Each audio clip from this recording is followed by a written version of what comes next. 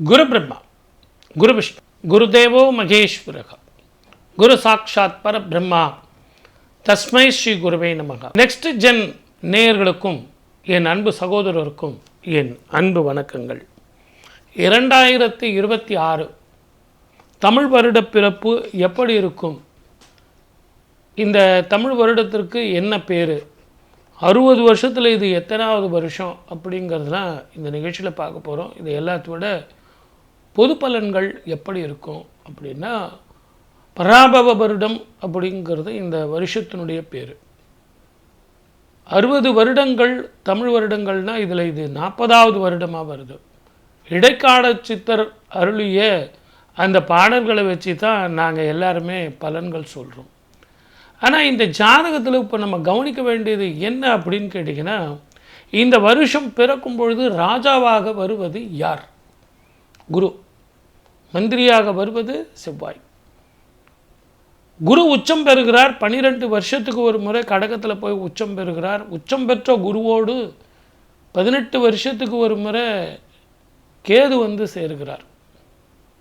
இதை எல்லாத்த விட 7.5 சனியில் இருக்கிற மீனராசிக்கு 9ஆம் பார்வையாக பார்க்குறார். குரு தன் வீட்டையே தானே பார்க்க போகிறார். இப்படி சுப பலன்கள் நான் நிறைய சொல்லிக்கிட்டு போனாலும், சனியும் செவ்வாயும் சேரும் காலமும் தனுசுலையும் மகரத்திலையும் கும்பத்திலையும் மீனத்திலையும் 4 கிரகங்கள் சேர்க்கையும் யாரெல்லாம் யார் கூட சேரக்கூடாதோ அவங்க எல்லாம் சேர்ந்துருக்காங்க. ஆகவே நீரினால், நெருப்பினால், இயற்கை அழிவுகளால், போர் பதட்டத்தினால், வேற்றுமொழி இனத்தவர்களால், தீவிரவாதத்தால் நிச்சயமாக பிரச்சனைகள் வரும். முதல் 6 மாதம் உங்களுக்கு வறட்சியாக இருக்கும், நீர் பஞ்சம் இருக்கும். அடுத்த 6 மாதம் உங்களுக்கு வெள்ளமாக இருக்கும். மொத்தத்தில் கவனமாக இருந்தால் நல்லா இருக்கும். இந்த ஆண்டு உங்களுக்கு 2026 ஏப்ரல் மாதம் 23ஆம் தேதி தேர்தல் வருது. அதுக்கு அடுத்து பார்த்திங்கன்னா மே மாதம் 4ஆம் தேதி உங்களுக்கு அக்னி நட்சத்திரம் ஒவ்வொரு வருஷம் ஆரம்பம். 4ஆம் தேதி கரெக்டாக ஆரம்பிச்சிடும். 28 நாள் அக்னி நட்சத்திரம் இருக்கும், முன்பாதி பின்பாதி. அப்போ 4ஆம் தேதி அன்னைக்கு உங்களுக்கு ரிசல்ட் வருது. ஆகவே இது எல்லாம் இப்படி இருக்கே அப்படின்னா கொஞ்சம் சர்வ ஜாக்கிரதையாக இருக்கணும். மக்கள் செல்வாக்கு உள்ளவர்கள் தான் ஆட்சிக்கு வருவார்கள்னு கூறி இந்த ஆண்டு உங்களுக்கெல்லாம் சிறப்பான ஆண்டாக வரணும். சந்தோஷமாக வாழணும். ஆயுள், ஆரோக்கியம், ஐஸ்வர்யம், மன நிம்மதி, சந்தோஷம் எல்லாம் வரணும். வாழ்க வளமுடன். All the best. மீன ராசிக்காரருக்கு குரு பார்க்க போகிறார். 12 வருஷத்துக்கு ஒரு முறை குரு பார்க்க போகிறார். குருவும் கேதுவும் ஒரே வீட்டில். தர்ப்பணம் பண்ணுங்கோ, உங்கள் மூதாதையர்களுக்கு தர்ப்பணம் பண்ணுங்கோ. இது ஒரு அற்புதமான காலம். காசி, ராமேஸ்வரம், கயா இதில் போயிட்டு வாங்க.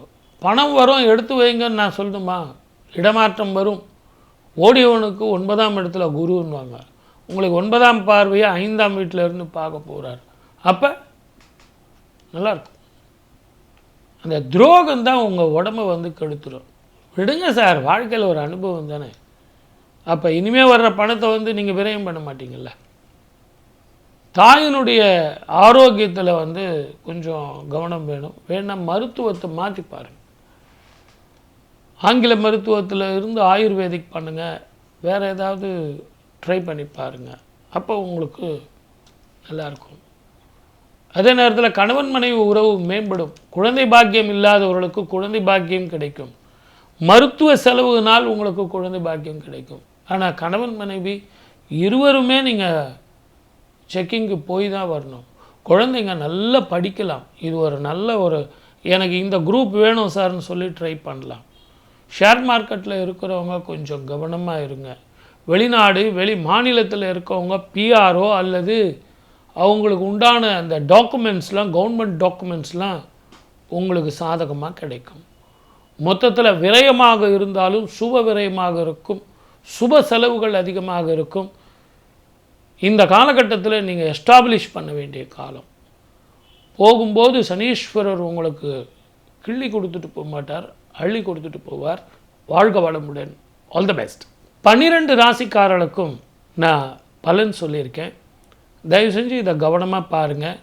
தானங்கள், தர்மங்கள், யாகங்கள், யஜ்ஜங்கள் தான் நம்ம வாழ்க்கையில் வந்து சில பரிகாரங்களாக இருக்குது. அதனால்தான் கோயில் இல்லா ஊரில் குடியிருக்க வேண்டாம்னு பாட்டி சொன்னான். தயவு செஞ்சு யாருக்காவது கொஞ்சம் கம்மியாக இருந்தது அப்படின்னா உங்கள் சுய ஜாதகத்தை பாருங்கள். இது இப்போ வந்து பொது ஜாதகம், ஒரு இன்ஸ்டன்ட் ஃபுட்டு உங்களுக்கு அப்படி கலக்கி கொடுக்குறோம், ஹார்லிக்ஸ் மாதிரி. அப்போ உங்கள் சுய ஜாதகத்தில் இப்போ என்ன மகாதிசை நடக்குது, ஏழரை சனி எப்படி இருக்குது, குரு பார்வை இருக்கா அப்படிங்கிறத கேட்டுக்கிட்டு கோயில்களுக்கு போய் தான தர்மம் செஞ்சு பராபவ வருஷம் புத்தாண்டு உங்களுக்கும் உங்கள் குடும்பத்தாருக்கும் ஆரோக்கியம், ஐஸ்வர்யம், மன நிம்மதி, சந்தோஷம் எல்லாம் வந்து பல்லாண்டு பல்லாண்டு வாழணும் என்று வாழ்க வளமுடன். All the best. சகல சௌபாகியம் பெறும் இந்த நிகழ்ச்சியை ஏற்பாடு பண்ணி கொடுத்த இவர்களுக்கும் என்னுடைய அன்பு கலந்த நன்றியும் வணக்கமும். சர்வே ஜனா சுகினோ பவந்து.